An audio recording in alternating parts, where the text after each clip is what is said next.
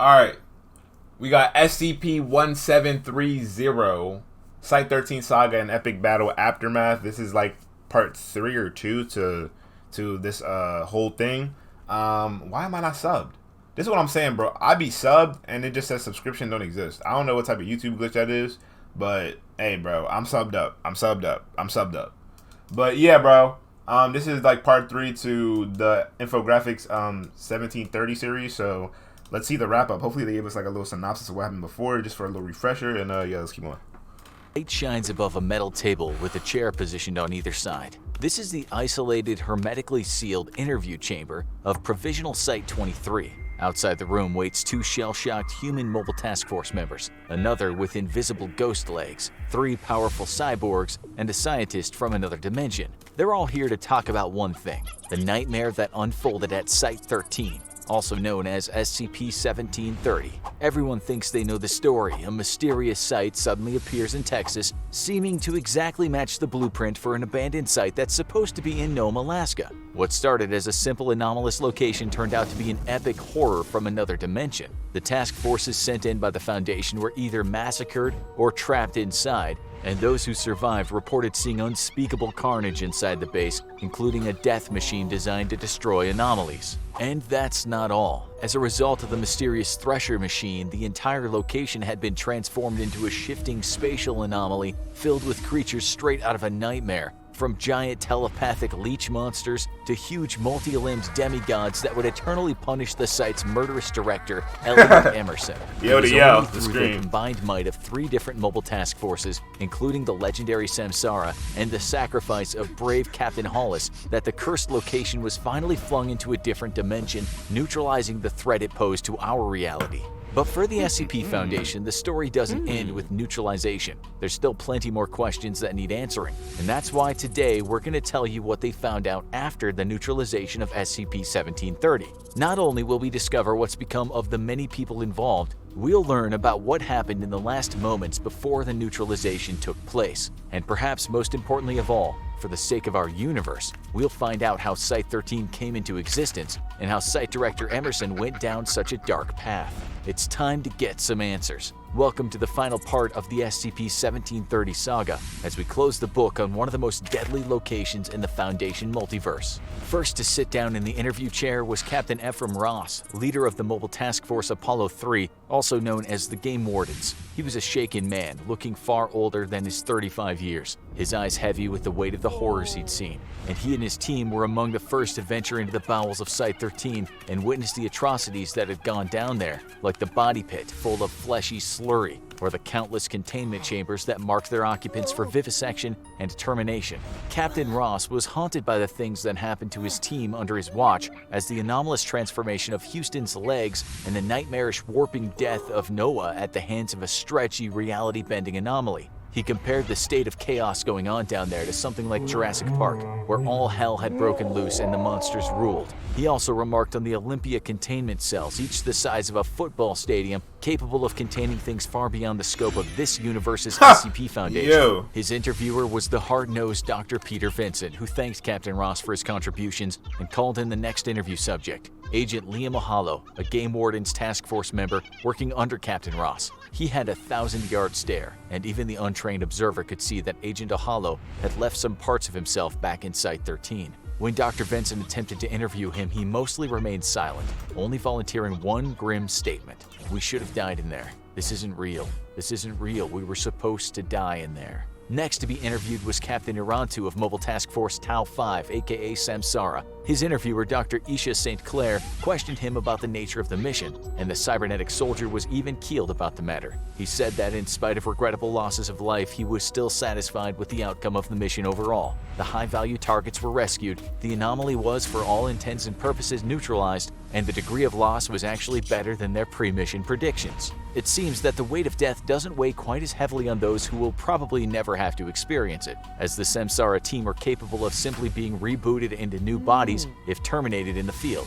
People like Captain Hollis weren't as lucky. Next, Agent Cotter Houston of the Game Wardens was both interviewed and medically evaluated by Dr. Ian Harris. Agent Houston had his legs dematerialized after he tripped into a rising tide of anomalous liquid, which he described as looking like a moving physical computer glitch. However, in spite of this, Agent Houston is still able to stand and move of his own free will. It seemed to Dr. Harris that Houston's legs were somehow trapped between dimensions. Houston told Dr. Harris that he didn't experience any kind of pain when his legs were removed, but to this day he occasionally feels something furry brushing up against them. Perhaps wherever his legs are, they aren't alone. Next, the stoic Agent Munru of Samsara was interviewed by Captain Elliot O'Neill of Mobile Task Force D-26, also known as Time Cops. Captain O'Neill had a bone to pick with Munru, namely that he'd allow Captain Hollis to run off and sacrifice her own life despite having a clear directive to prevent the human task force members from endangering themselves at any cost. Munru deflected, claiming that when Hollis separated from the group, he assumed that she ran off with intentions that never included her own demise. Exactly. I was about to say the same thing.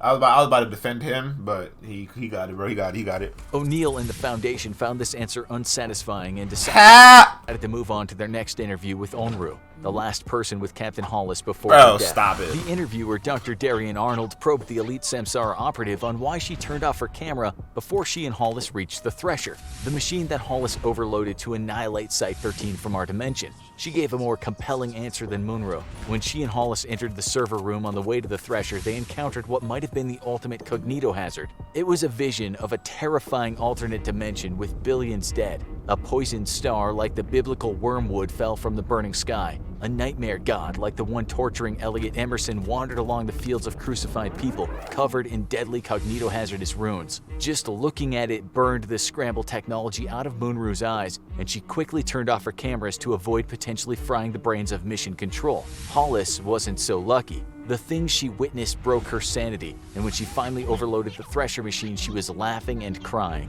Finally, and perhaps the most enlightening debriefing interview of them all, Site Director William Vesterlin interviewed Dr. Mohammed Scott, the highest-ranking researcher of Site-13 and confidant of the now infamous Director Elliot Emerson. The question was simple, just what had happened for Site-13 to become so messed up? And Dr. Scott answered in detail with a tale of corruption, alternate realities, and the perils of unchecked power.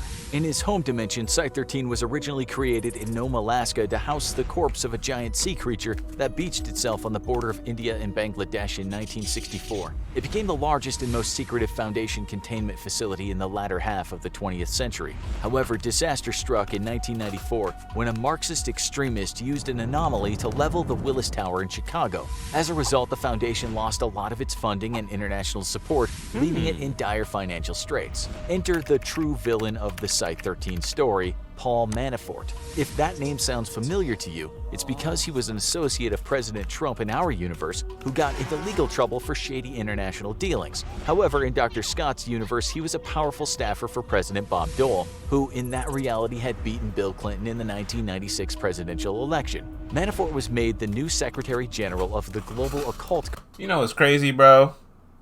SCP, whether they exist or not, in a different parallel universe, they exist. That's really it. That's all I gotta say.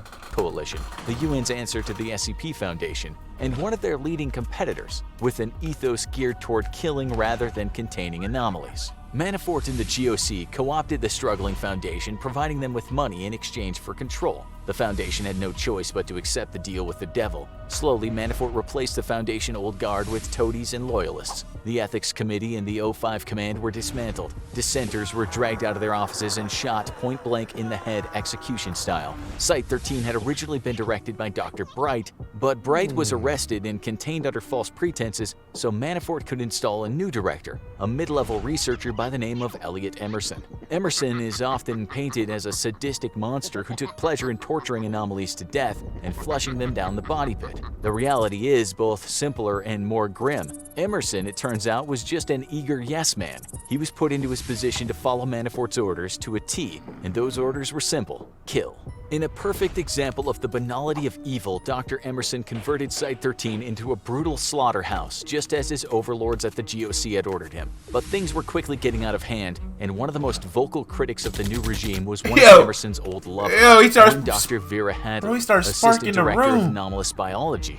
Dr. Hadley was disgusted by the inhuman acts Emerson was carrying out and couldn't stay silent, and for this she faced horrific consequences. Corrupt guards stripped her and beat her to within an inch of her life in front of her co-workers. In that moment, she swore her revenge. She sabotaged the containment procedures and had the engineers rig the already unstable thresher device to overload. As Emerson watched the anomalies break containment, he began to fear for his life, both from the anomalies themselves and from the punishments of his superiors at the GOC. Dr. Scott revealed that Emerson was no evil mastermind. He was a lapdog for the GOC, a dirty coward all the way to the very end, and he was desperate. He held Dr. Scott at gunpoint and ordered him to activate the thresher or die, and the rest is history. There would be no redemption for Dr. Scott's former friend, as Emerson ended up chained to the rune-covered platform head of a nightmare god for all eternity. So ends the debriefing of the Site-13 survivors, and closes the book on that terrible place, for now anyway. The story of SCP-1730 is anything but simple, and there are so many angles from which this dark tragedy of cruelty and corruption can be approached, and ultimately, it was all for the same two things at the root of every evil, the desire for money and power.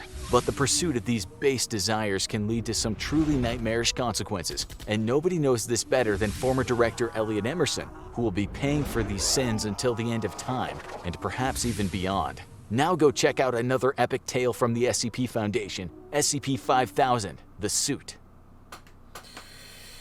Hey, bro. Hey, bro. That's a, you know...